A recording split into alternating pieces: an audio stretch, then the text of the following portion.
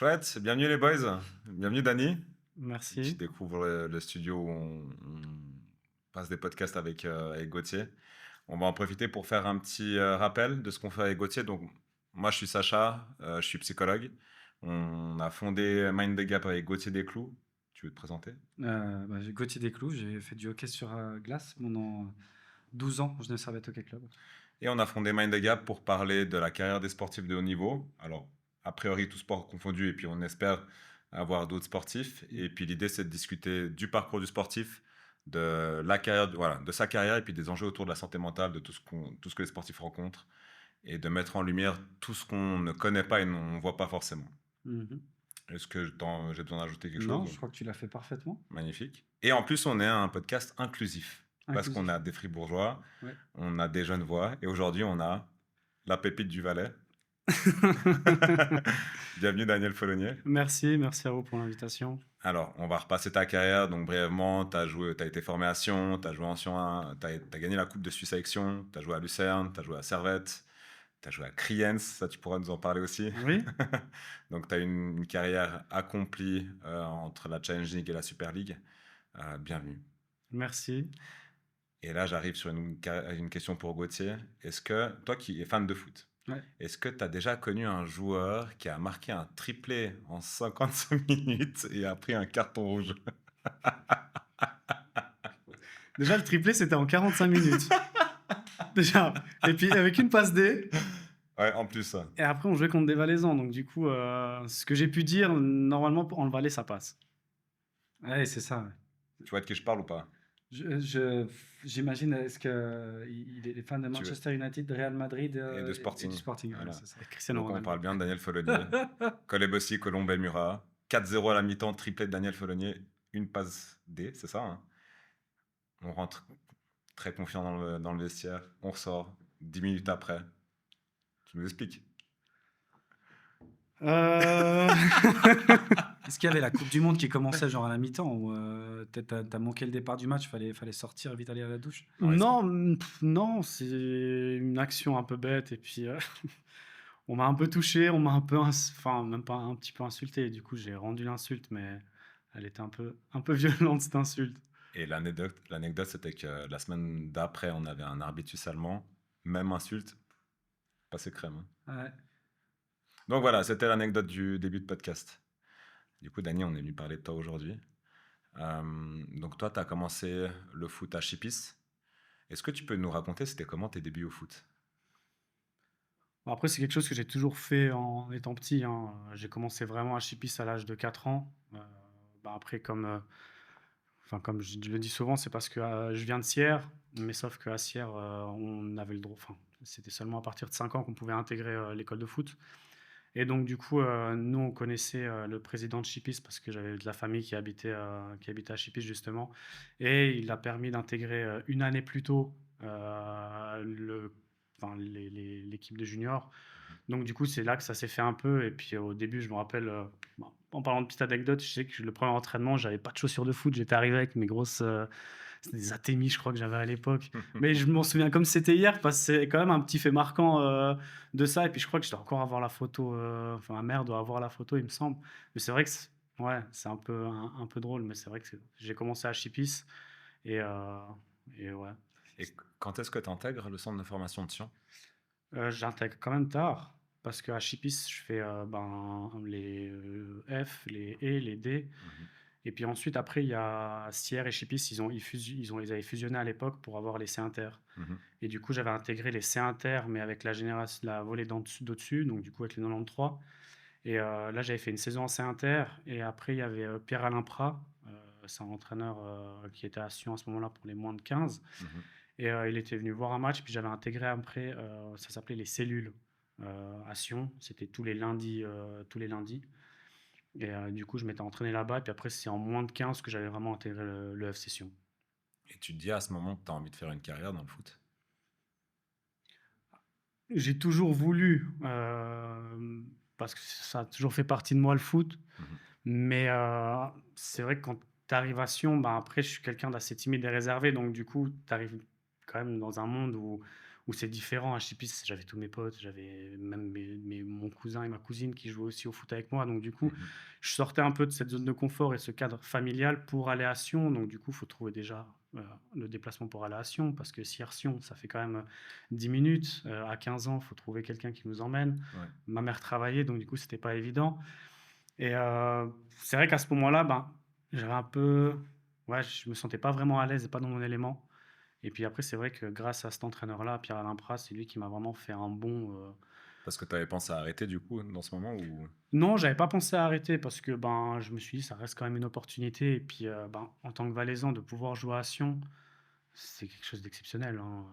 Alors que, enfin, on est là de Chipis, j'ai joué avec mes potes à la Cité Aldrine, ça s'appelait sur du béton. Et du coup, tu te retrouves à pas jouer à tourbillon, mais c'est les terrains de Sion, tu portes l'écusson de Sion. Donc, du coup, c'est différent. Alors non, j'ai vraiment jamais pensé à arrêter. Et puis en fait, ça se passait bien. Les premiers 6 mois, c'était compliqué, mais après, ça se passait franchement super bien. Jusqu'en moins de 16, moins de 18, ou après, là, ça s'est un peu moins bien, moins bien passé. Tu peux nous parler un petit peu de cet engouement, en Valais? Il y a plein de clubs sportifs, tout le monde se fait la guerre, dans le hockey, par exemple. Mais le FC Sion, il unit tout le monde, les Hauts-Valaisans, le Bas-Valais, tout le monde est vraiment derrière ce club. Comment t'expliques ça? Bah après, je pense que c'est le seul club qu'il y a aussi en Valais, qui est dans l'élite. Parce il y a pas réellement d'autres clubs, à part Martigny, mais Martigny, ça joue en première ligue depuis des années. Et puis sinon, dans le Haut-Valais, il y a pas, il y a Naters, pardon, j'avais oublié Naters, mais il y a Naters qui joue aussi son rôle. Mais c'est vrai que c'est le club qui unit, comme tu dis, qui unit tout le monde. Et après, il y a eu des hauts et des bas dans le club, mais aussi ben, les finales de coupe. Quand on voit Mmh. l'engouement qu'il y a à chaque finale, le nombre de personnes qui se déplacent au stade, ben, ouais, je pense qu'il y a pas mieux. Et puis c'est ce qui se fait de mieux en Valais. Enfin, on sait que le Valais, c'est un canton un peu à part. Moi qui ai pu voyager dans d'autres cantons, je me rends Mmh. compte. Mais c'est vrai que ben, Sion, ça permet vraiment de réunir un peu tout le monde.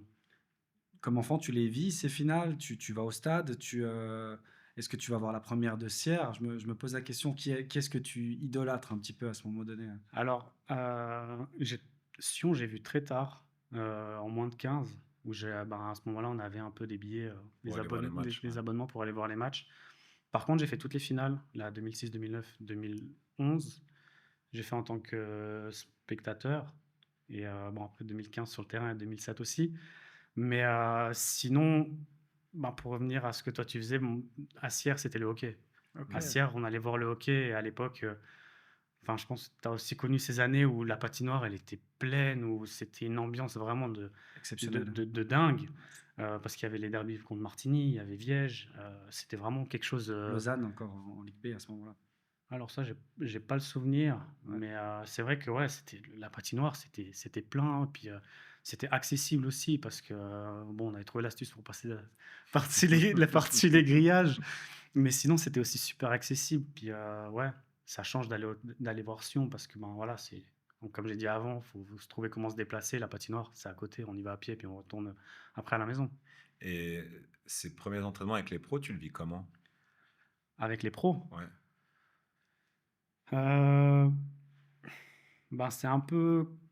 Enfin, je vais pas dire que ma carrière elle a pas été tracée parce que quand je m'entraîne avec les pros, c'est que j'ai eu quand même pas mal de «problèmes» entre guillemets avec les jeunes Mmh. et avec les entraîneurs, ben, qui étaient là en moins de 21.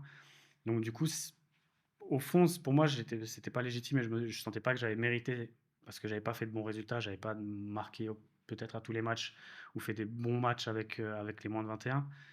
Donc c'est vrai que j'ai été un peu poussé par le président à pouvoir accéder à la première équipe et aux entraînements. Tu as senti qu'on t'a favorisé par rapport à d'autres ou? Favoriser, après moi j'utilise plus ce terme, j'ai été chanceux. Franchement, j'ai été chanceux parce que ouais, il m'a beaucoup apporté et il m'a vraiment soutenu, ben, je pense qu'un autre joueur ou je sais pas après s'il avait peut-être vu quelque chose en moi qui faisait que j'allais peut-être faire une carrière, je sais pas. Après c'est peut-être que je devrais avoir une discussion directement avec Constantin pour ça, Mmh. pour savoir, mais c'est vrai qu'il a toujours été, derrière moi. Du coup, si tu devais le décrire, enfin, aujourd'hui, quel rôle il a eu pour toi dans ta carrière? Enfin, comment tu le perçois? Tu dirais quoi de lui? Heu, alors je vais pas dire comme un père parce que c'est pas la relation que j'ai avec lui, mais c'était vraiment, ouais, quelqu'un de toujours présent pour moi. Mmh. Après, quand il fallait dire les choses, il me les disait et puis, Il avait un franc-parler. ouais, alors pour ça, il y avait pas de problème. Enfin, je me rappelle de certains discours à la mi-temps où il est venu et puis il m'a il m'engueulait ou bien mes droits derrière, en fait, il savait, en fait, comment me prendre Mmh. et ben, quand j'étais plus jeune aussi, il savait aussi comment parler avec moi, comment communiquer et enfin et pour tous les problèmes que j'ai eus, il a toujours été là.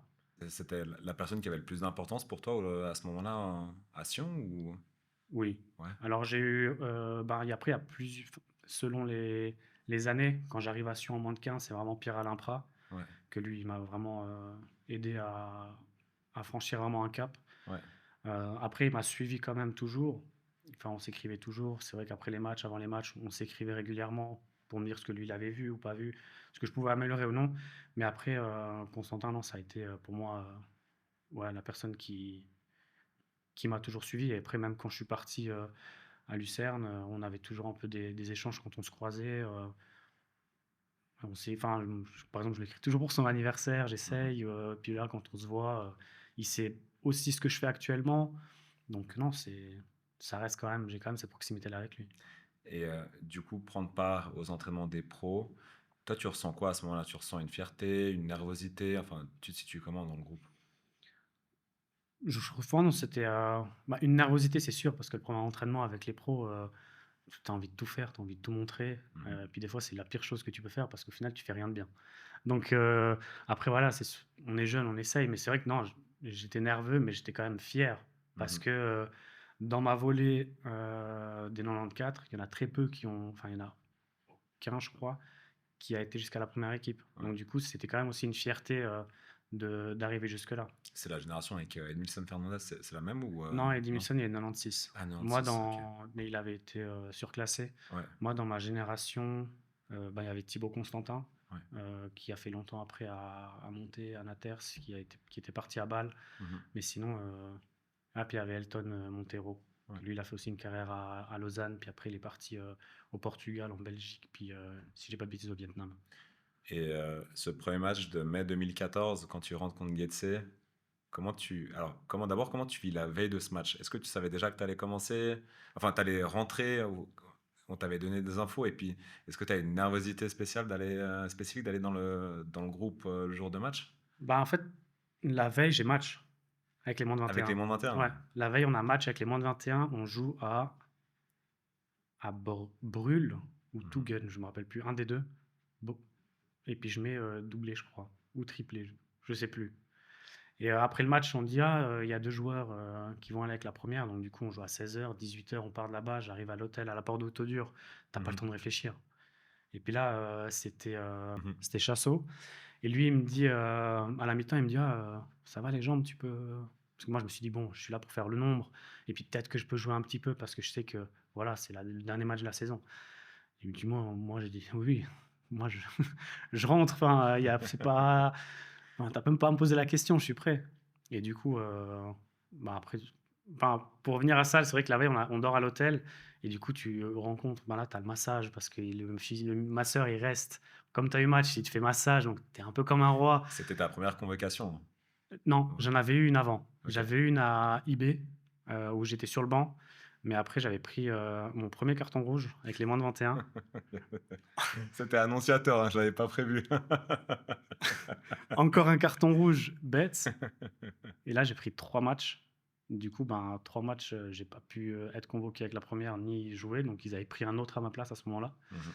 et ben, là je l'avais un peu en travers de la gorge parce que je me suis dit: «Bon, le train, souvent il passe une fois, hein, pas Ouais. 2». Et là j'ai eu de la chance qu'il a passé une deuxième fois et puis après, ben, voilà, du coup, il me dit, ben: «Rentre» et puis je suis rentré sur le terrain. Et qu'est-ce qui se passe? Ben, là, après c'est vrai qu'à Sion, il y a quand même eu pas mal de joueurs qui ont fait la même chose. C'est le premier Mmh. match, ils marquent.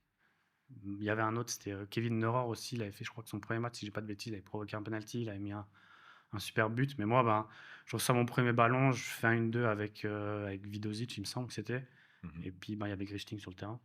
C'est sûr Grichting, il me semble, si j'ai pas de bêtises et puis après je marque mon premier ballon touché, mon premier but et là, Là, on m'a perdu, là. T'as célébré comment? T'as fait une glissade sur les genoux? Non, je crois que j'avais écarté les bras comme ça. Je crois que j'ai fait 10 célébrations. Il y avait tout le monde qui était au stade. Ouais, non, c'était la folie. Puis en plus, droit derrière, enfin, je me sentais un peu pousser des ailes. Je ressens un ballon à, je crois, 30-35 mètres. Puis une grosse frappe sur la barre. Puis elle fait barre-ligne. Je dis, ah, il manquait plus que je mette un deuxième comme ça. Et là, c'est bon, j'arrête le foot maintenant et on n'en parle plus. Et là, tu dis que ta carrière, elle est lancée, enfin, après un match comme ça? Je me suis dit que c'était bien parti, ouais. Mais les choses ont fait que j'ai eu un moment de bas avant de pouvoir remonter. C'était quand ce moment de bas pour toi? Direct après. Parce que là, c'était le dernier match de la saison. Ouais. Du coup, la reprise, je devais la refaire avec la première. Mhm. Mais c'était Jacobacci qui est arrivé comme entraîneur. Et ça ne matchait pas. Du coup, tu jouais pas en début de saison? Du coup, je ne jouais pas en début de saison. Et après, j'ai réintégré les moins de 21. Ok. Et du coup, j'ai intégré les moins de 21. Lui il me semble qu'il part en décembre. Mhm. Et moi, en novembre, je me fais, entre guillemets, virer des 21. Mhm. Problème de comportement? Les 21, c'est pas vraiment le comportement. J'ai eu une altercation avec un entraîneur. Ok.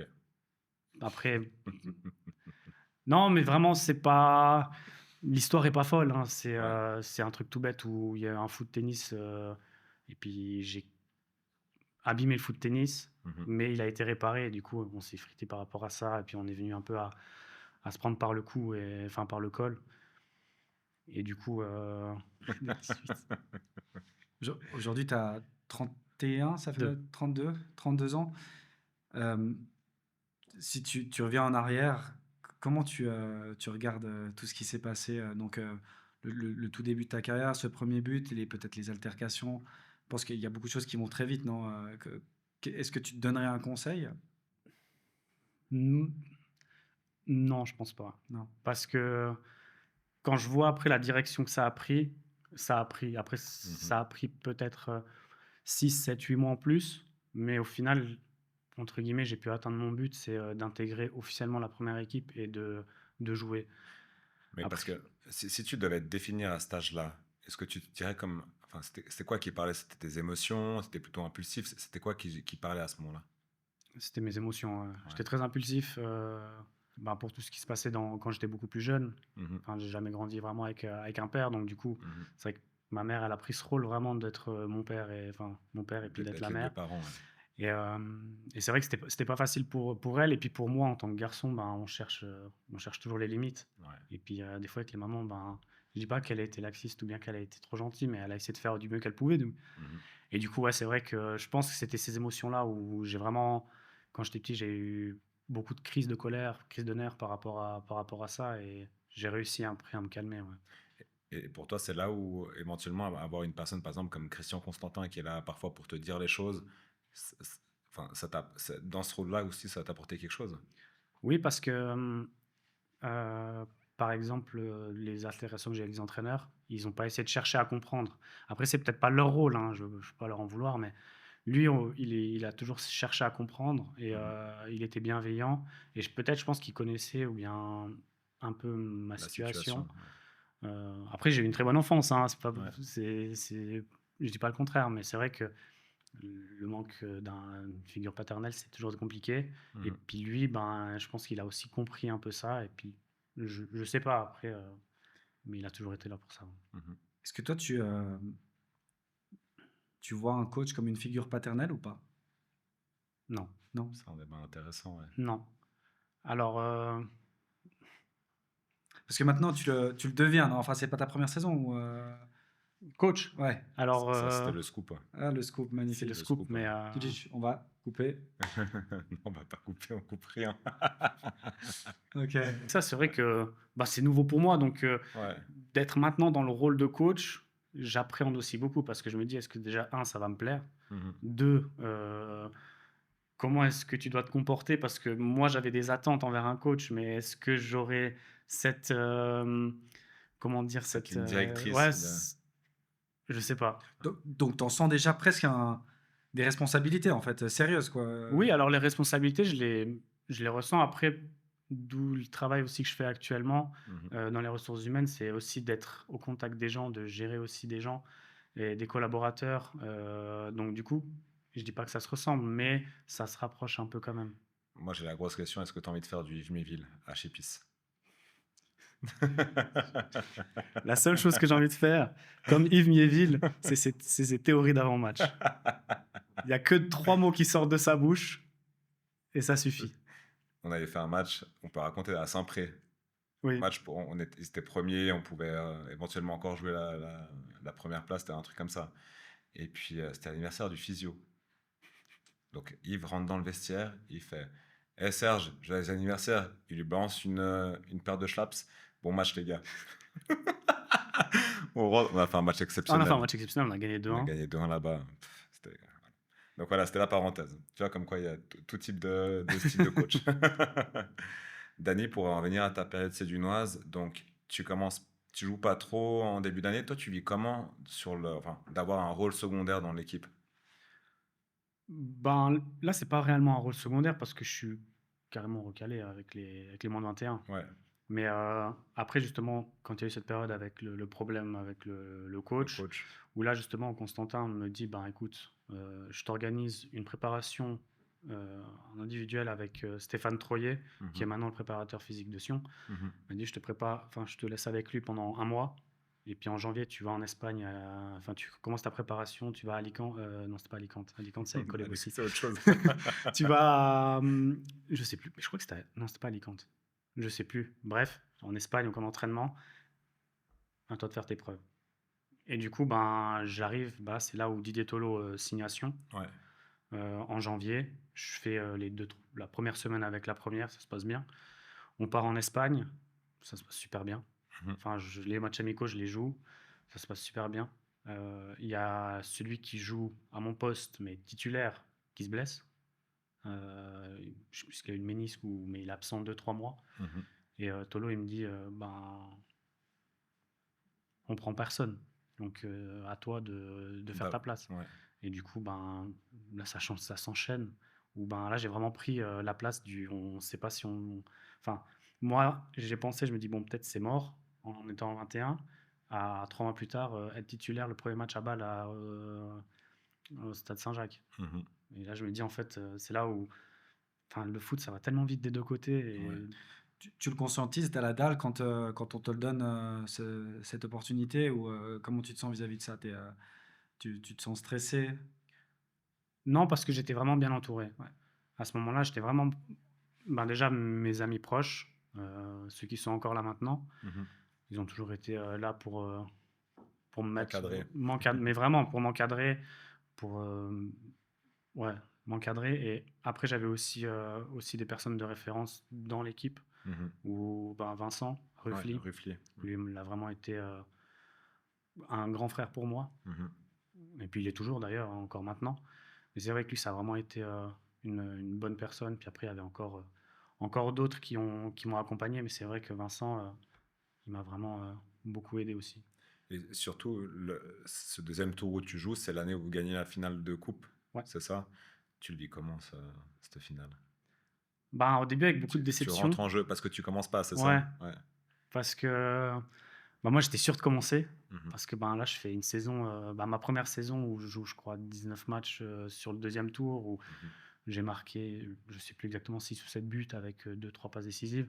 Je me dis, la finale, c'est bon, elle est pour moi. Enfin, elle est pour moi. Je vais jouer. Mhm. Plus, bah, mes potes, ils avaient pris un bus, mais ils avaient réservé un bus, ils étaient je sais pas combien. Et j'arrive, ben, je descends à la théorie, et puis il y a Tolo qui vient vers moi et il dit, ah, je peux te parler 2 minutes. Tu sais que ça sent pas bon. Non, pas Non. forcément. Peut-être qu'il me dit, bah écoute, comme t'es valaisan, enfin, ça Il va peut te être, briefer un ça va peu. être quelque chose et Mhm. tout ça. Mais après, il me dit, écoute, j'ai changé de système. Et puis, je passe à 2 attaquants. Du coup, il n'y a pas de 10, donc du coup, je te sors de l'équipe. Mhm. Mais ça veut rien dire parce qu'en 2011 ou en 2009, je sais plus à quelle finale, il m'a parlé, qu'il y avait justement un joueur valaisan qui était rentré, je crois que c'était Crétenant, si je dis pas de bêtises, qui était Mhm. rentré, puis qui avait marqué. Et il m'a dit, peut-être que l'histoire sera la même. Mais après, Contre balle en plus, c'est ça, hein? contre balle à Ouais. balle. Mais bon, Ouais. on gagne 3-0. Ouais. Je peux rien lui dire. Et toi, ton sentiment en rentrant en jeu, c'est quoi? C'était exceptionnel. Ouais. Bah, Il y a combien quand tu rentres? Excuse-moi. 3-0. 3-0 Il déjà. y a 3-0, je rentre à la 70, 72, je sais Mhm. plus exactement. En plus, je rentre et je sais où est toute ma famille avec mes amis. Et c'est vraiment le côté là.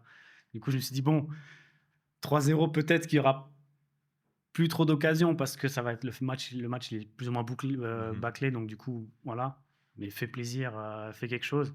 Et du coup, ben, je voulais vraiment relâcher. Et puis non, après, j'ai vite oublié. Au début, c'était un peu compliqué parce qu'on a envie de commencer, on a envie de débuter, on a envie de faire partie, de marquer un but, le premier but, ou bien de faire quelque chose d'extraordinaire. Mais au final, on a tous la médaille, on a tous la coupe, et puis les souvenirs, ils restent. Et t'es le deuxième Sédunois qui gagne la Coupe de Suisse chez Mind the Gap. Parce qu'il y a eu Nini qui l'a Effectivement. gagné aussi. Qui est C'est pas quoi la... Sédunois, mais Oui, enfin oui, avec Sion, pardon, c'est vrai. Je suis désolé Nini si tu regardes.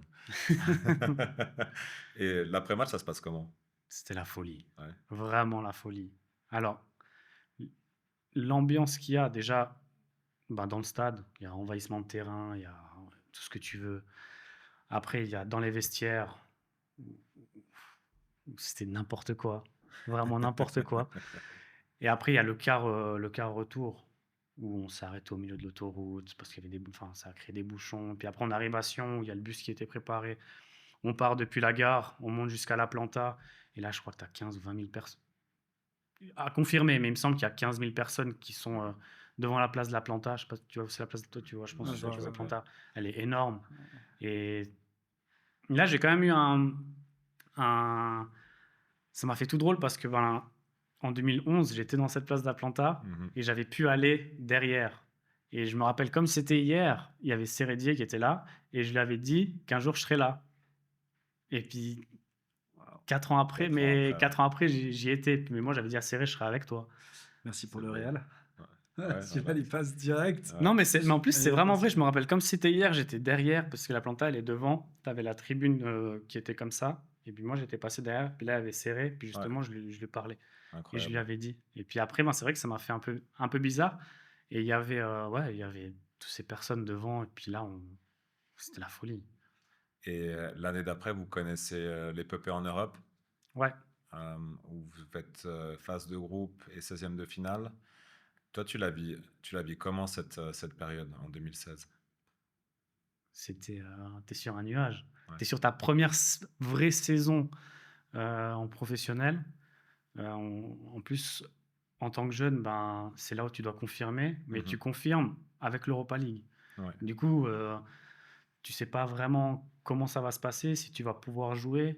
Après l'Europa League, ben, le coach, son équipe, c'était un peu basé sur l'équipe qui avait gagné la finale. Ouais. Du coup, c'était un peu son équipe type, et ce que je peux comprendre, parce il a gagné la finale avec ça. Mais après, les minutes que j'ai eu à jouer, les déplacements, Ouais. enfin les stades, J'ai vu Liverpool, Bordeaux, Rubin Kazan. même Rubin Kazan, c'était exceptionnel. Ouais. Mais même les supporters, ils se sont déplacés. Non, c'était. Tu prends nous qui sommes du Valais, on doit toujours partir à Genève pour prendre un avion. Et là, on avait la chance de partir depuis Sion. Déjà ça, en tant que Valaisan, tu te dis, putain, c'est pas mal, quoi. Hein. C'est incroyable. Tu sens, vous, enfin, je veux dire, vous les joueurs ou toi, vous sentez à ce moment-là une attente particulière des supporters? Non, parce que quand on tire le groupe, on se dit ça va être compliqué. Bordeaux, c'est pas le Bordeaux de maintenant. Après, Liverpool, c'est pas Liverpool maintenant, mais ça reste quand même. Il y avait des bons joueurs. Ouais, bien sûr. Il y a l'année de Klopp en plus, c'est quand il arrive, le match retour, c'est son premier match, un de ses premiers matchs. Ouais. Donc c'est vrai que c'était quelque chose de. Après, on s'est dit, de toute façon, t'es l'outsider, enfin du groupe, joue et puis. Jouer à fond. Ils sont en face de toi, ces joueurs. Tu les vois réels ou peut-être tu peux les toucher, tu peux les affronter. Est-ce que ça paraît pas surréel à ce moment-là?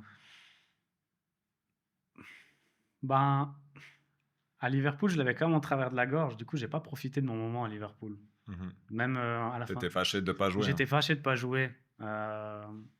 Et du coup, même à la fin du match, quand ça c'est un peu mon caractère qui est un peu des fois comme ça, mais à la fin du match, ben tu pouvais changer les maillots. Ben l'attendant il venait. Moi, j'ai pris aucun maillot de Liverpool. Pour marquer le coup, j'ai pris la chasuble de remplaçant. C'est vrai. Ouais. J'ai à la maison, quoi. Du coup, je pars de Liverpool, là, au lieu d'avoir un maillot, t'as Chasuble. Mais après, oui, il y avait des joueurs. Bah là, il y avait Sakho et Touré. Il y Mhm. avait Lalana. Ouais. Il y avait Sturridge, mais je crois qu'il n'a pas joué.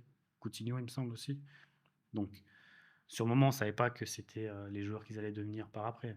Mais Puis dans tout ça, si aujourd'hui tu rencontres, t'imagines, tu vois, un jeune nation qui a un peu le même caractère que toi, un peu un caractère, voilà, impulsif, etc. T'aimerais lui dire quoi?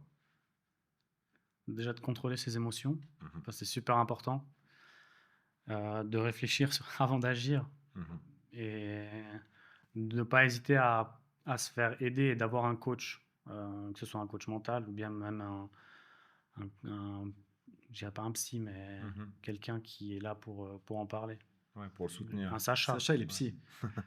Non, mais c'est vrai parce que je trouve que c'est ce qui manque beaucoup pour les jeunes, c'est on les laisse un peu. Ouais. T'intégrerais, toi, un psychologue dans le staff d'une équipe ou pas? Oui, Ouais.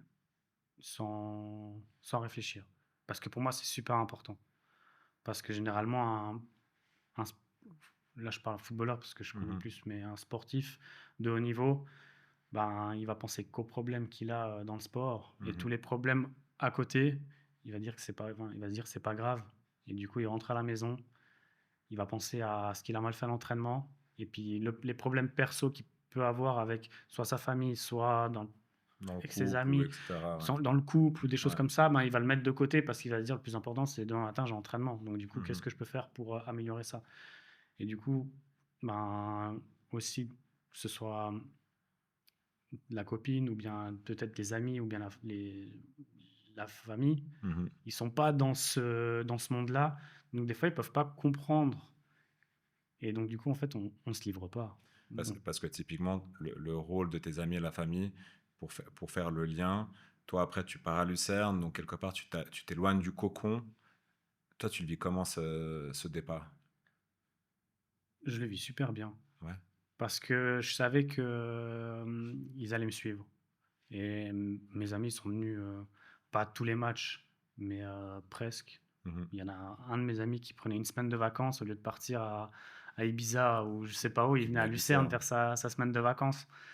Donc voilà, mais c'est vrai enfin, ils ont toujours été là. Ma mère, elle s'est toujours démerdée pour venir aussi, alors que c'était compliqué parce qu'elle avec le travail. Mhm. Mais elle a toujours fait l'effort de venir me voir. Donc d'un côté, j'étais quand même rassuré parce que quand on est footballeur ou bien sportif de haut niveau, je pense que tu le sais, tu as plein de nouveaux amis qui arrivent. Mhm. Tu as des gens qui t'écrivent et d'un coup, tu pars à Lucerne, du coup, tu n'es plus à Sion, donc il n'y a presque plus d'intérêt pour les Mhm. billets de match, pour les maillots, etc. etc. Du coup, ben là, j'ai gardé vraiment que les amis que j'ai maintenant. Ouais. C'est les amis que tu avais déjà à l'époque, encore enfin, quand tu étais avec les jeunes, ou il y en a qui se sont rajoutés Euh, au fur et à mesure? alors, il y en a peut-être un ou deux qui se sont rajoutés par après, Ouais. mais ça s'est fait naturellement. Connaissance d'un de mes amis ou bien Mhm. le beau-frère d'un de mes amis, Un groupe etc. qui se complète, Et hein. c'est un groupe Mhm. et non, enfin, ça fait depuis, je pense, depuis que j'ai 12-13 ans qu'on est toujours ensemble, quoi. Et cette arrivée à Lucerne, enfin, le choix de Lucerne, tu l'expliques comment? Mm. Pas voulu Ouais. de base Ok. parce que j'avais un agent d'abord qui voulait absolument que j'aille à Lucerne, Mhm. mais il m'a dit si tu veux aller à Lucerne, oh, il me dit fous la merde. Comme ça, le club il voit que tu fous la merde et puis il te laisse partir. Mhm. Et moi, intérieurement, je dis je peux pas faire ça à Sion. Mhm. Enfin, il me donne tout, je vais pas maintenant me retourner. Et puis j'ai dit non, non, moi je reste là, j'ai aucun intérêt à partir. Et en fait, après, il y a Tramezzani qui arrive. Mhm. Il change de composition, donc du coup, j'ai en 3-5-2. Mhm. Je suis pas, enfin, je suis pas un gars de piston. Ouais. Offensivement, ok, défensivement, on compte pas sur Faut- moi. Et là, il y a un joueur qui arrive. Donc, quand il arrive, ce joueur, je dis, mais c'est qui ce peintre? C'est Di Marco. Mhm. Ouais. Maintenant, quand je vois, je dis, Ouais, peut-être que, quand même. peut-être que. Sion a ce truc pour faire passer des joueurs vraiment exceptionnels. C'est un truc de fou Ouais. quand même. Di Marco, c'est un des noms. Cunha en ce moment aussi. Ouais. Et puis, ben, à ce moment-là, moi, je me dis, mais c'est qui? Enfin, C'est sans lui manquer de respect hein, quand je Mhm. dis ce peintre, mais Bien en tant que sûr. jeune, tu te dis, mais putain, tu sors de saison pas trop mal, Ouais. et là, on te met quand même quelqu'un à ton poste. Après, c'est pas le même poste parce que lui, son vrai poste, c'est C'est latéral piston. latéral, exactement. Et du coup, j'ai le premier match du championnat, il est à Thun, et je suis avec l'équipe. Je sais qu'on est 19, et du coup, ça veut dire qu'il y a un qui sera en tribune, et ben, c'est moi. Et là, tu sens que c'est la fin. Bah, du coup, je me dis, pff, ça va être compliqué. La saison va être longue. Parce que ben, si je suis dans les tribunes le premier match, ça va être compliqué. Mhm. Et puis le lendemain, il y a mon agent enfin, mon agent de toujours on s'est un peu quitté, on est revenu, mais ça a Mhm. toujours été la personne qui m'a fait évoluer, enfin grandir. Il m'appelle, il me dit ouais, il y a Lucerne qui veut, est-ce que ça t'intéresserait Je dis bon, vu ma situation actuelle, Par défaut. oui. Mhm. Et puis je sais qu'il y avait, à l'époque, il y avait pas mal de gens qui disaient que c'était compliqué de partir de Sion pour les jeunes avec Constantin parce qu'il ne sait pas, etc. Mhm. Et ben, même là, il m'a appelé et puis il m'a dit, j'ai vu que ça allait être compliqué pour toi. Tu vas aller à Lucerne, tu peux. Vas-y. Et du coup, c'était lundi, mercredi, je vais à Lucerne, je passe ma visite médicale, parler du contrat. Et puis dimanche, je fais mon premier match à Lucerne, à Bâle. C'est un peu On le. aime bien Bâle, hein. Ouais. Il y a des choses répétitives qui se passent comme ça. Ouais, et puis à Lucerne, après, ils m'ont vraiment. Quand j'arrive là-bas, c'était Marcus Babel, Ouais. l'entraîneur. Et du coup, j'arrive, même pour le choix de numéro, il me dit prends le numéro 10. J'ai 23 ans, je dis non, je vais pas prendre le 10. Alors oui, floquer numéro 10, c'est exceptionnel, c'est parce que c'est une aura incroyable. Puis après, il m'a dit mais prends-le, confiance. Du coup, je l'ai pris. Bon, au final, je l'ai porté 6-7 mois le maillot, mais c'était cool. Ouais. Tu voulais ton 94, c'est ça, le 94 traditionnel. Non, même pas. Je voulais le 13. Ok. Qui signifiait? Euh, Plein de choses qui signifient ben, déjà la date de ma mère, Ouais. la 13e pour Sion, parce Ouais. qu'on a gagné la 13e. Et autre chose un peu plus personnelle, Perso. mais Ouais. qui a marqué ma vie. Ouais. Ouais. Et aujourd'hui, quel regard tu portes sur ton passage à Lucerne? Alors je dirais pas des regrets, Ouais. parce que si j'avais su la tournure que ça a pris à Lucerne, je me dis que j'aurais peut-être dû rester à Sion, parce que Tramezzani, 4 mois plus tard, il n'était plus là. Mhm. Donc du coup, peut-être qu'à Sion, j'aurais eu de nouveau ma chance. Mhm. Mais après, au final, ça veut dire que c'était écrit comme ça. Et puis, ma vie était faite comme ça. Donc, du coup, j'ai aucun regret. J'ai pu apprendre l'allemand. J'ai Ouais. pu découvrir une autre culture, notre méthode de travail. Puisque les Mhm. Suisses allemands, ça n'a rien à voir avec les Suisses romands. Ouais. Donc, du coup, en tant que personne, en tant qu'homme, ça m'a fait vraiment grandir. Grandir. De partir aussi de ce cocon familial et du Valais. Entouré de montagnes, on est à Lucerne où il y a le lac, c'est une ville. Après, c'est pas une grande ville, mais il y a Zurich à côté. Du coup, ça change vraiment beaucoup. Mhm. Mais non, après, c'était quand même une expérience incroyable. Le stade, les infrastructures. Parce que tu penses qu'il t'a manqué quoi dans cette période? À Lucerne. Ouais. Alors, à Lucerne, je pense qu'il m'a pas manqué grand-chose. Il m'a manqué de chance avec le directeur sportif, Ouais. où j'ai eu beaucoup de problèmes avec lui. Qu'est-ce qui a fait que tu avais des soucis? Alors, pour moi, c'est dès que j'arrive, en fait, enfin, c'est une histoire tout con, hein. Mhm. Mais dès que j'arrive, j'ai pas d'appartement. Mhm. Du coup, on me place à l'hôtel. Et puis on me dit, ben, quand tu trouves un appartement, tu vas dans l'appartement, et puis voilà. Mais généralement, c'est toujours convenu que c'est le club qui prend en charge l'hôtel. Mhm. Et du coup, arrivé après les 2 mois, j'ai trouvé mon appartement, je déménage, il me tend la facture. Il me dit, ben, maintenant tu payes. Et moi, j'ai dit, ben, je dis que pour tout ce qui est nourriture, je suis d'accord. Parce que c'est pas à eux de prendre en charge ce que je mange. Le room service. Non, même, il n'y avait même pas de room service. Non, non. Et du coup, je dis, c'est pas à eux de prendre en charge ça. Du coup, je dis, je suis d'accord de payer la nourriture, mais tout ce qui est. Et du coup, ils m'ont dit, non, on te paye 3 semaines, le reste, c'est toi qui payes.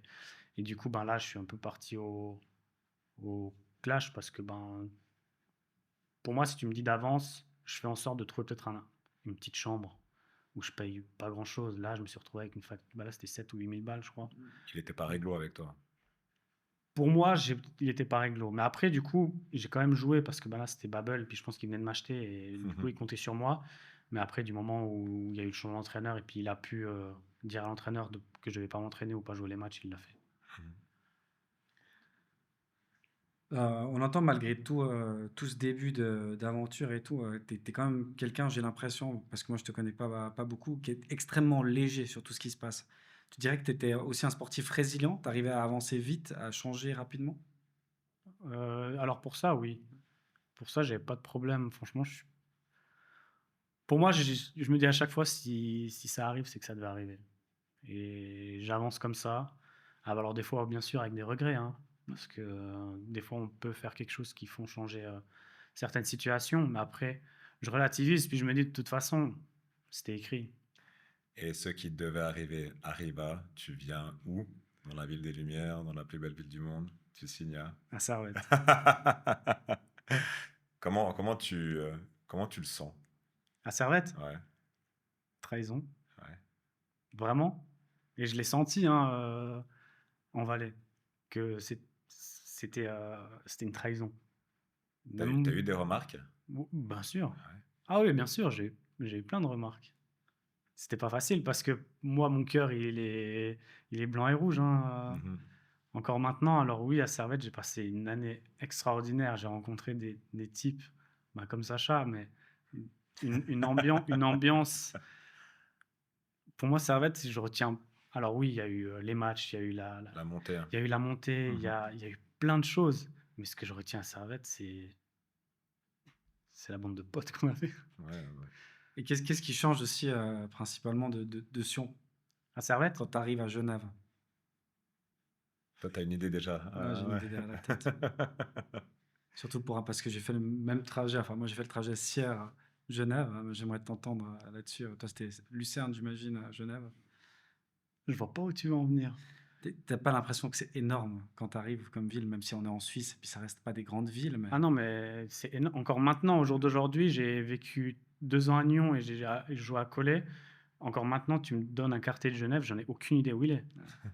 Mais aucune idée. Tu connais Collet, c'est déjà ça. Je Collet, connais, Mérin. je connais Cholet, je connais un peu Carouge Ouais. et les Paquis. Ouais. Tu vois. c'est parce que Sacha, il habite au Paquis, ça. Oui, ouais, j'allais dire oui. Et il y a des chicha-bars aussi. Voilà. Et du coup, Dany, le fait d'arriver un peu dans le club rival, tu as dit que tu as eu des remarques, tu as rencontré des gens, tu t'es inscrit quelque part aussi dans la tradition des Valaisans qui ont eu du succès à Servette, et puis Dieu sait il y en a eu. Quand tu finis cette année à Servette, où vous remontez en Challenge League et que tu reviens à Lucerne, comment tu reviens à Lucerne? Est-ce que tu as des prétentions? Est-ce que tu dis il y a quelque chose qui va se relancer? Enfin, tu viens dans quelle optique? Ben, je pense que déjà, quand j'ai signé à Servette, il y a quelque chose qui s'est mal fait. C'est que j'aurais dû mieux négocier l'après-prêt. Mhm. Parce que j'ai été prêté une année sans option d'achat. Et du coup, je me dis, à ce moment-là, si tu fais une montée, tu peux demander d'avoir l'option d'achat ou des choses comme ça. Mhm. Du coup, là, déjà, là, je me suis dit, bon, c'est déjà peut-être la première erreur. Puis la deuxième erreur, je me dis, au moins, je sors d'une bonne saison, montée. Je me dis, je pense que je peux trouver un club. Parce que Lucerne, je savais que c'était mort. Je savais que j'avais beau faire. C'était encore en lien avec le directeur sportif, enfin, ou Oui. ouais. Oui, oui. Bah, même quand je signe, par exemple, à Servette, j'avais demandé à Servette de me mettre à disposition un appartement. Mhm. Et puis eux, ils m'ont dit justement que ils prenaient presque en charge déjà tout le salaire. Et donc, du coup, si je voulais avoir un appartement, il fallait que j'appelle Lucerne pour qu'ils baissent le montant du prêt pour pouvoir. Puis du coup, celui de Lucerne, je l'appelle. Et puis c'est là c'est parti vraiment au clash parce qu'il me dit non, mais déjà, ils prennent pas tout ton salaire. Mhm. Du coup, je dis bon, alors je fais un effort. Je dis, je pourrais partir au clash. Puis j'arrive dans le papier, je vois le montant. C'est pas compliqué. Hein. Tu fais le montant divisé par 12, ça fait ton salaire par mois. Mhm. Et du coup, ils ont payé tout le salaire Servette. Et Ok. du coup, je n'ai pas signé tout de suite. Je l'ai appelé, je dis je signe pas si jamais. Je signe pas parce que tu m'as menti. Et puis là, je l'ai raccroché au nez. Et puis après, il me rappelle. Et puis là, il était un peu tout mielleux et tout. Non, mais machin, non. Puis du coup, après, j'ai dit non, mais je signe. Enfin, Mhm. dans ma tête, j'allais signer de toute façon. Mais c'était juste pour montrer que je me laisse pas faire non plus. Quoi. Et du coup, ce retour à Lucerne, il se passe quoi? Il se passe que je reprends l'entraînement. Là, c'était Eberly, je crois, le coach, si je dis pas de bêtises. Et j'ai une discussion ouverte avec lui. Et puis il me dit, écoute, moi je t'ai suivi en jeune, j'aimerais bien te voir pendant les matchs amicaux et les entraînements.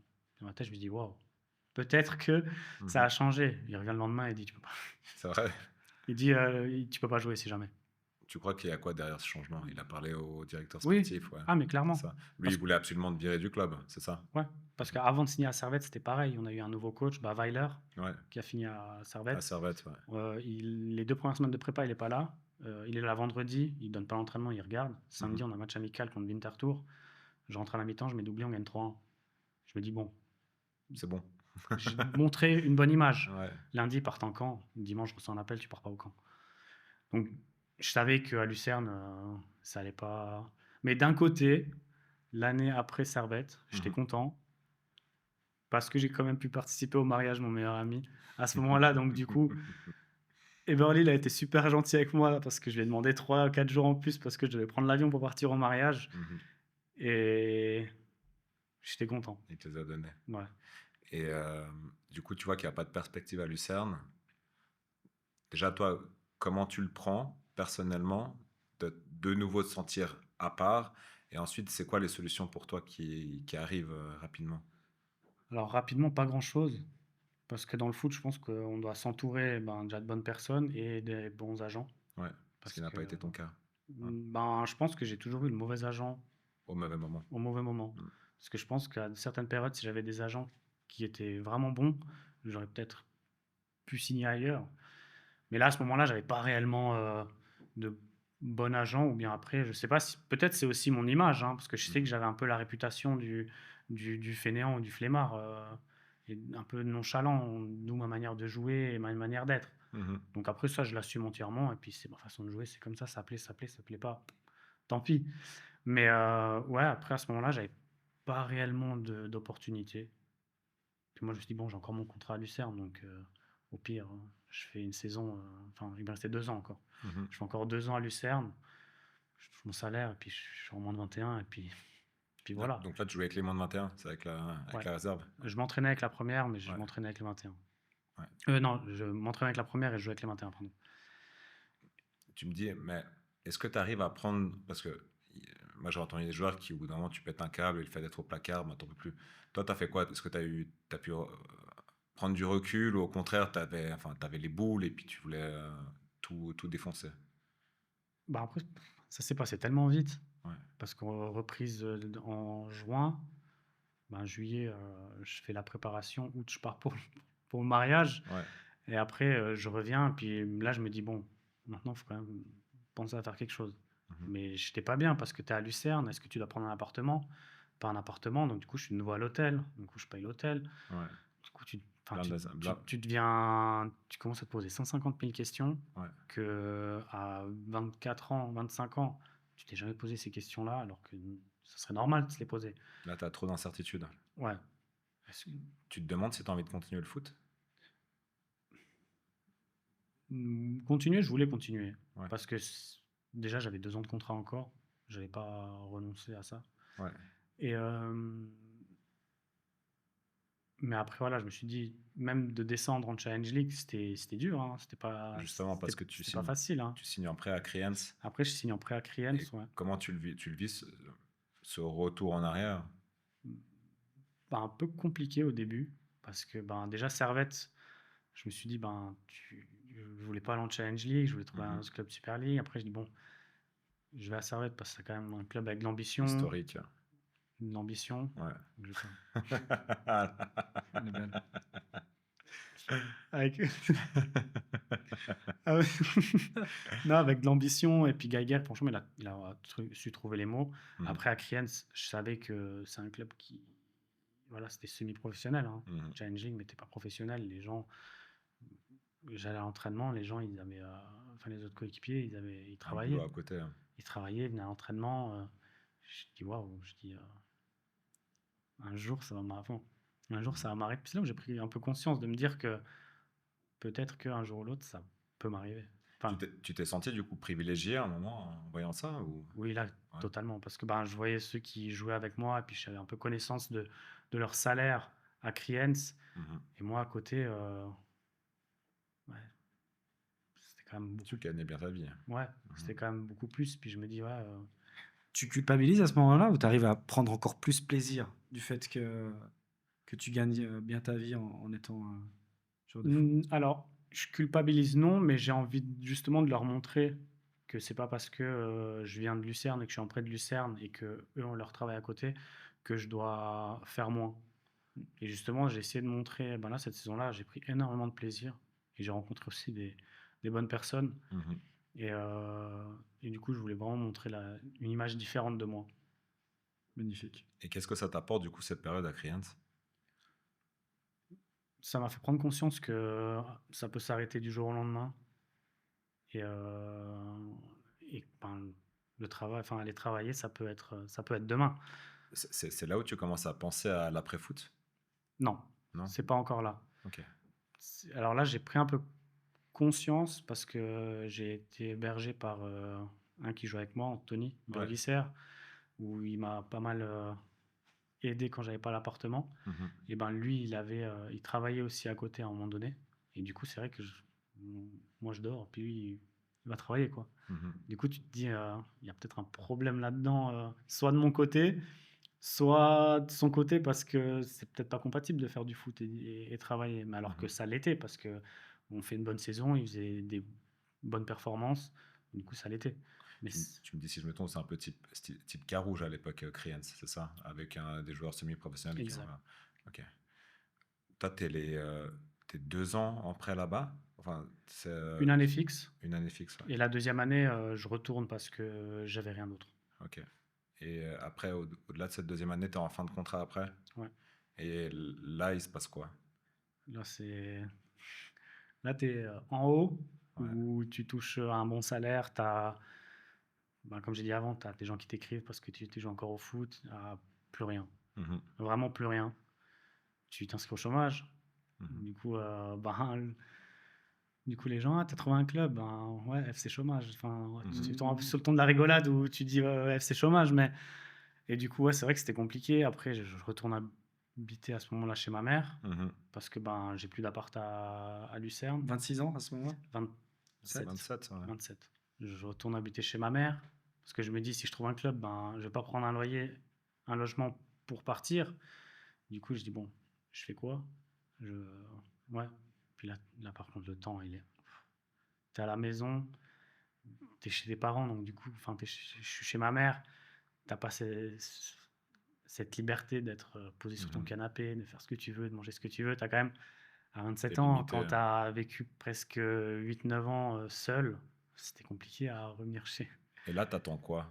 Cette période, t'attends que ton téléphone il sonne pour qu'on te propose un challenge ou au contraire, tu... Ouais. Oui, alors moi, mon but, c'était de retrouver quelque chose, mais à certaines conditions. Je voulais pas Ouais. trouver un club pour trouver un club.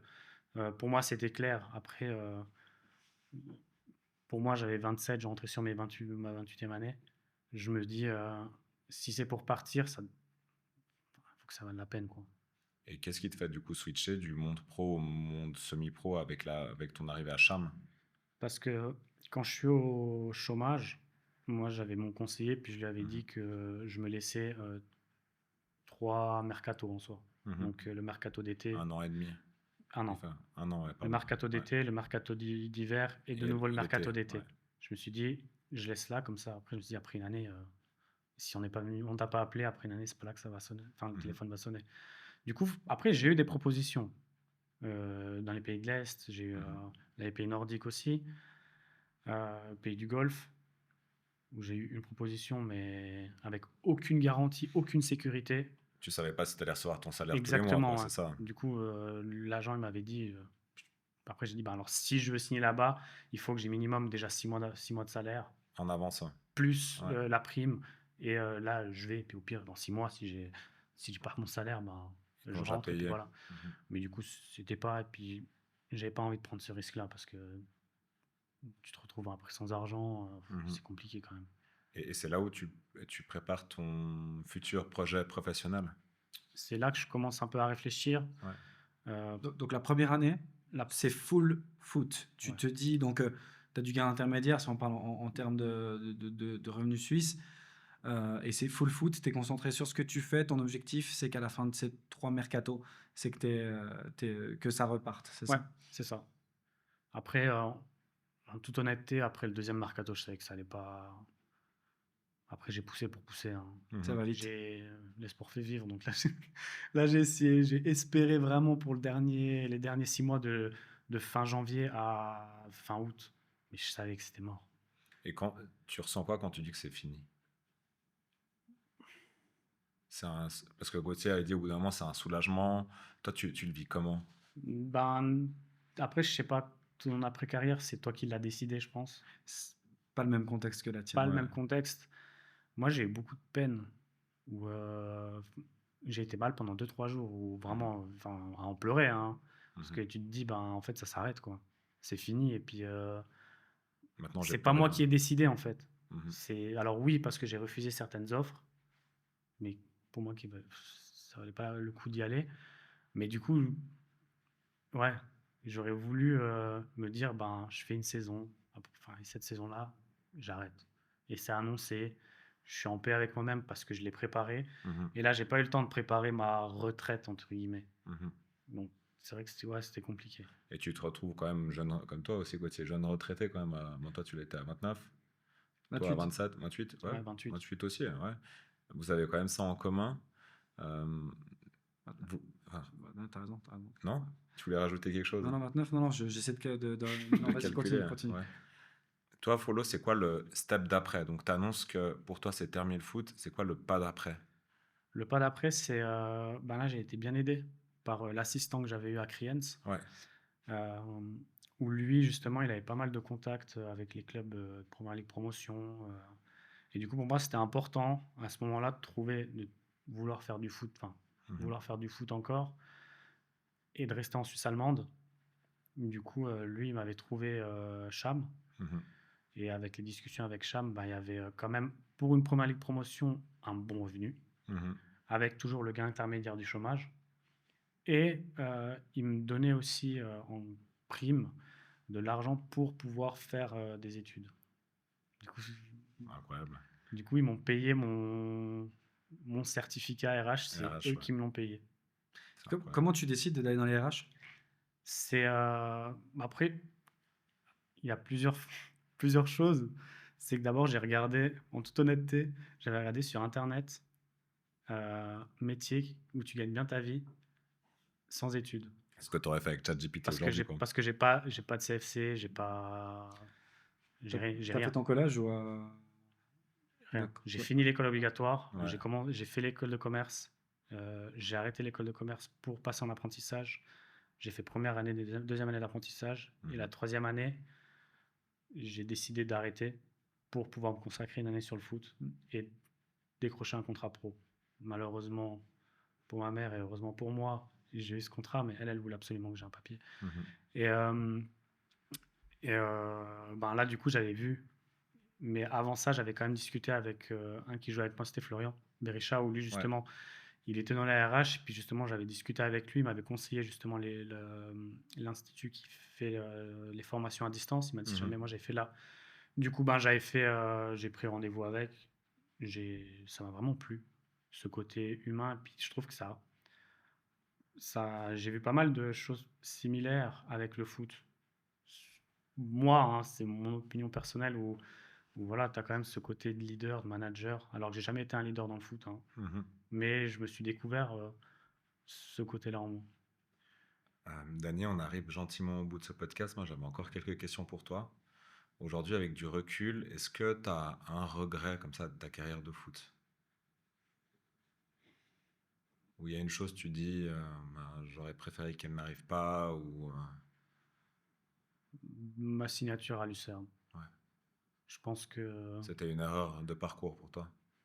maintenant, avec du recul, oui, c'était une erreur.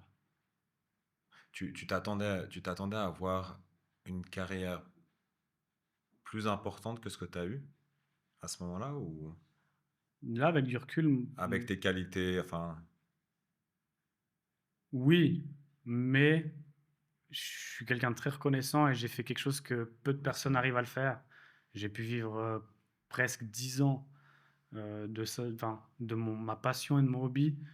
Donc jamais j'aurais la prétention de dire que j'aurais pu jouer au Real Madrid ou je ne Parce sais qu'on n'en pas a où. pas parlé, mais c'était quoi, c'est quoi ton rêve ultime? Ça aurait été quoi ton rêve ultime? Donc gosse, en tant que gosse. C'est de jouer à, Sporting. non, non, pas le Sporting, mais c'est ouais, d'aller taper dans les 5 plus grands championnats, de jouer avec, l'équipe suisse ou l'équipe du Portugal parce que j'ai la double nationalité et puis, ouais, Champions League et coupe du monde, enfin, ça. Puis pour le coup, tu as joué contre ces gars, puis tu es reparti avec un chasse-jupe de remplaçant. Exactement. C'est exceptionnel ça. T'aurais pu demander aussi où met le maillot à l'arbitre et puis tu serais parti avec le maillot de l'arbitre.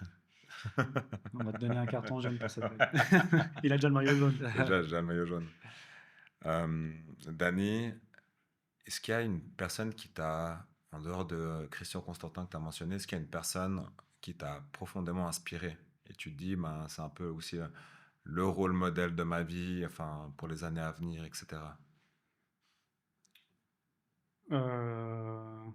Bah, il y a ma mère, déjà, de 1. Mhm. Après, j'ai beaucoup enfin mes potes aussi. Il y a certains qui ont pas eu cette chance de pouvoir faire du foot, mais qui ont rebondi, autrement, Mhm. qu'ils ont maintenant une société, ben, mon meilleur ami, c'est Edo, où lui, il a créé sa société, d'architecte et je l'admire énormément pour ce qu'il fait et sa résilience parce que, ben, voilà, lui aussi, c'était un talent à Sion et malheureusement, il n'a pas eu cette chance-là, Mhm. mais il a rebondi et puis de voir la force qu'il a eu de faire ça et de se battre tous les jours, franchement, c'est aussi un modèle, Ça ouais. t'inspire. Ouais. Avant de poser la dernière question, je voulais finir sur une anecdote aussi rigolote. Est-ce que tu veux nous raconter comment tu as signé à Cholet? Non, mais Ça en mérite ou pas? oui, non mais alors ça avait bien Ouais. commencé pourtant, hein, Ouais. parce que c'est Ruffly justement qui m'a mis en contact avec, non, Ruffly a donné mon numéro à Yves et puis Yves, il était en Argentine. Du coup, il m'écrit un lundi. Il me dit, «Ouais, je suis en Argentine, décalage horaire, je t'appelle demain». Mardi, rien. Mercredi, rien. Jeudi, rien. Vendredi, mais ça j'ai su après coup. Vendredi, j'ai appris qu'il était allongé sur le lit avec Toms qui était derrière en train de rigoler. Et puis lui, il me dit, si tu veux venir à coller, tu viens. Si tu veux pas venir, tu viens pas.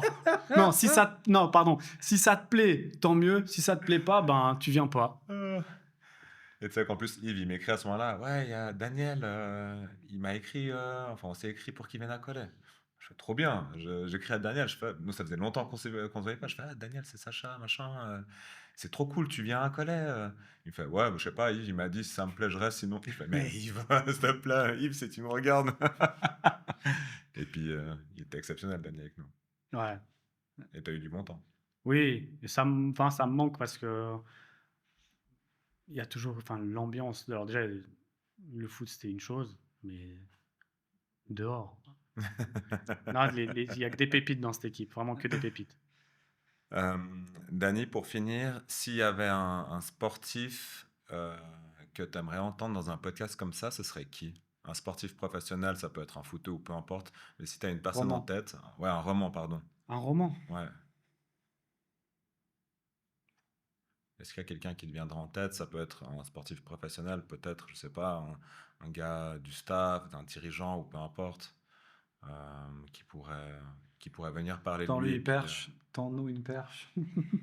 Après moi, des noms, j'en ai plein parce qu'ils ont été marquants, comme Vincent, ouais, comme Vincent Ariane Ruffly, ouais.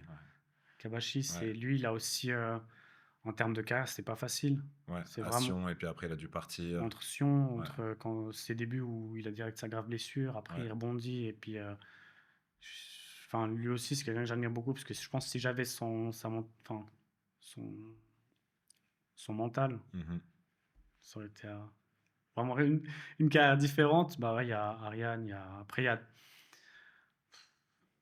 y a ben, Stéphane Troyer où lui c'est le préparateur physique de Sion Mhm. qui travaille énormément et puis je pense que lui il peut aussi avoir pas mal entre anecdotes et puis méthode de travail avec Constantin ou avec Mhm. tous les coachs qu'il a pu avoir. Après, il y a Vincent Siro, bien évidemment, Ouais. où lui, il a aussi ouais, une carrière avec Niveau de, international, ouais. avec de hauts et des bas, niveau international, mais Ouais. c'est vrai qu'il a commencé ben, à être pas relégué, mais il a dû redoubler une année parce qu'il était trop petit à cause de son gabarit. Et puis on voit maintenant, c'est une pièce. Et puis, Ouais. et puis il a fait sa carrière, quoi. Mhm. T'as des pronostics pour la Coupe du Monde? Ben, mon cœur espère que Portugal-Suisse en finale Voilà. et que le meilleur gagne. Tu te Allez, mouilles go. pas trop, hein. Non, bah après moi, alors si je devais penser à moi, j'espère que c'est le Portugal par rapport à Ronaldo. Je pense il mériterait d'avoir cette Coupe du Monde là. Si jamais le Portugal est champion du monde, on mettra le réel, comme ça, de toi. Comme ça, on va Ouais. dire que tu es un vrai pronostiqueur. Ouais, bon, après je pense que ça va pas être eux, mais j'y crois. Très bien. Bon, Magnifique. merci les boys. Ouais, top. Merci beaucoup. Hein. C'était, Merci à vous. génial. Et puis voilà, j'espère que vous aurez autant de plaisir à le regarder que nous, qu'on a eu pendant nos discussions. Bon, Benito. bien joué, Danny Trop bien, Boy. ouais.